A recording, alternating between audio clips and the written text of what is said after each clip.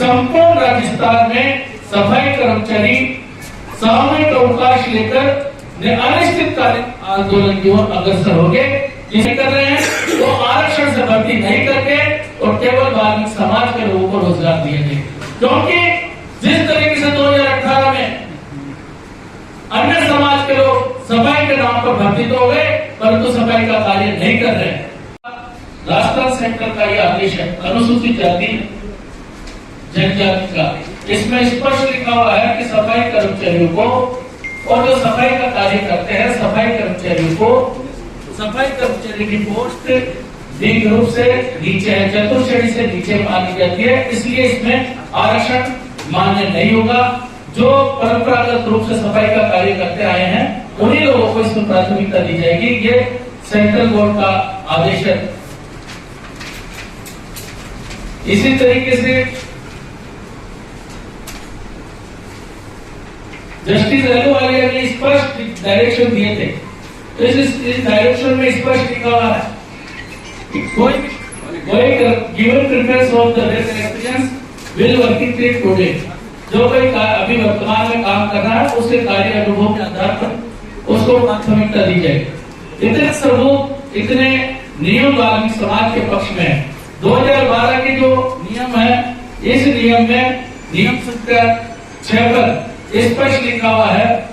कि परंपरागत सफाई का कार्य करने वाले परिवारों को प्राथमिकता दी जाए। परंपरागत सफाई का कार्य केवल वाल्मीकि समाज करती हुई कर रही थी और वाल्मीकि समाज ही करती हुई आ रही है। अगर सरकार हमारी इन बातों पर ध्यान नहीं देती है और हमारा जो 2023 में जो भर्ती की घोषणा विज्ञप्ति जारी करने के लिए जा रही है, अगर इस भर्ती की घोषणा में सफाई कर्मचारियों को प्राथमिकता सहित जितने भी नियम हमारे पक्ष में है आरक्षण से भर्ती नहीं करने का,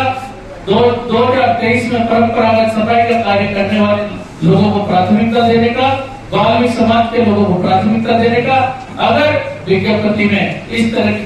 घोषणा नहीं की जाती है तो विज्ञप्ति निकलने के दूसरे दिन से जयपुर शहर सहित संपूर्ण राजस्थान में सफाई कर्मचारी सामूहिक अवकाश लेकर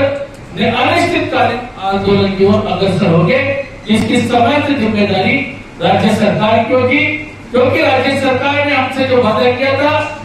2018 के चुनाव में अपने एजेंडे में उन्होंने लिखा था 50,000 सफाई कर्मचारियों की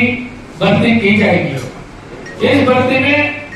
परंपरागत जो सफाई का कार्य करते हुए आ रहे हैं उन लोगों के परिवार को प्राथमिकता दी जाएगी, परंतु राज्य सरकार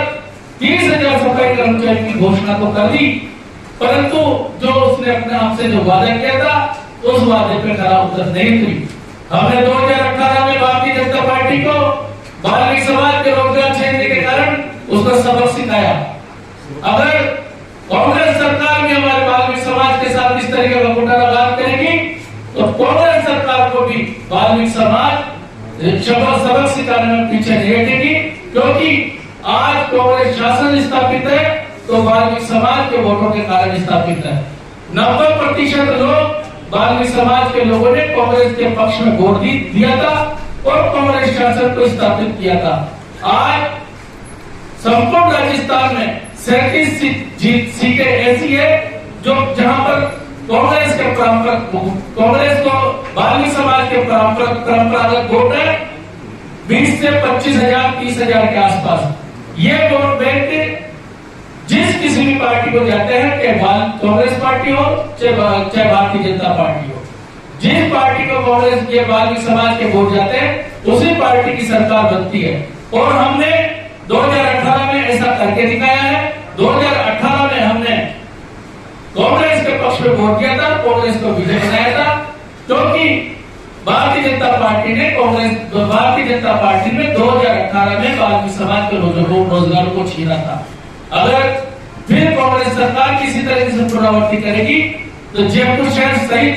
संपूर्ण राजस्थान में आंदोलन किया जाएगा और आंदोलन भी इस तरीका होगा कि वाल्मीकि समाज का एक बच्चा रोड पर आएगा, वाल्मीकि समाज की एक माताएं बहनें रोड पर आएगी, वाल्मीकि समाज का एक नवयुवक रोड पर आएगा। इसलिए कांग्रेस शासन से आपके माध्यम से मैं निवेदन करना चाहता हूँ, जो विज्ञप्ति निकाल रहे हैं, जो विज्ञप्ति निकालने की तैयारी कर रहे हैं, वो आरक्षण से भर्ती नहीं करके और केवल वाल्मीकि समाज के लोगों को रोजगार दिए जाए। क्योंकि जिस तरीके से 2018 में अन्य समाज के लोग सफाई के नाम पर भर्ती तो हो गए, परंतु सफाई का कार्य नहीं कर रहे हैं। इसलिए वो जो सफाई का कार्य भी है वो केवल और केवल वाल्मीकि समाज के लोग ही कर रहे हैं। इसलिए कांग्रेस जब वाल्मीकि समाज के लोग ही सफाई का कार्य कर रहे हैं तो भर्ती में असली हक भी उनका ही है।